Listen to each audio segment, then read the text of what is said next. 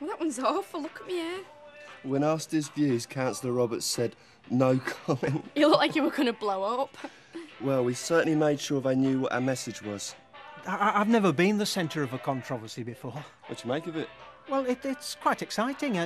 You get a rush of blood to the head. It's brilliant.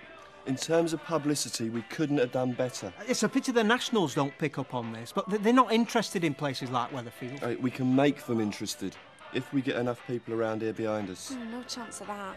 You've got to think positively, Toya. We'll take on whatever they can throw at us. Yeah?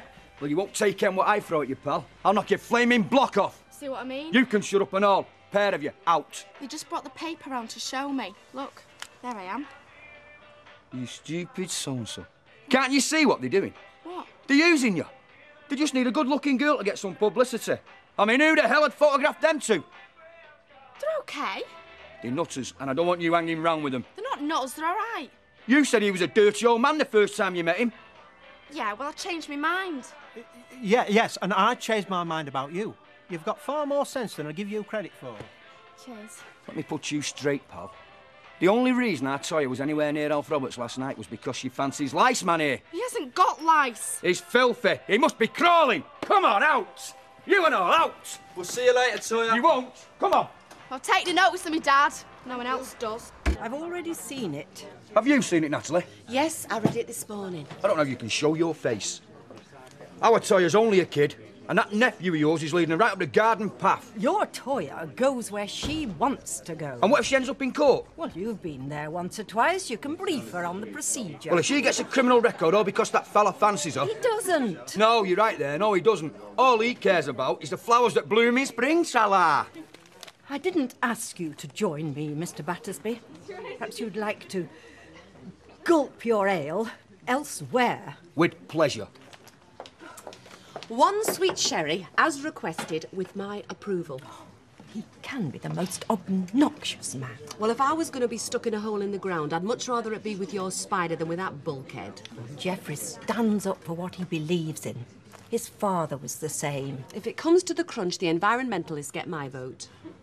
Would you like to take a more active part in the campaign? I mean, the wider the cross-section of public on our side, the better. Oh, not me, Emily.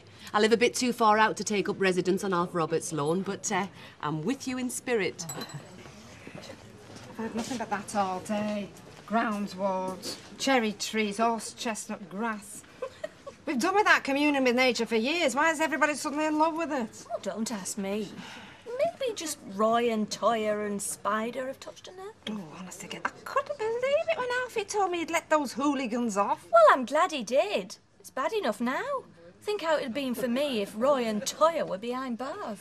So, you didn't go either? No, fortunately, it was one invitation I declined. Yeah. I told Emily I was there in spirit. Very sensible. I mean, the last thing you need is a confrontation with the local cops now. You've got no backbone. If I'm seen doing something stupid in public, I could lose my job. Yeah, anything for an easy way out.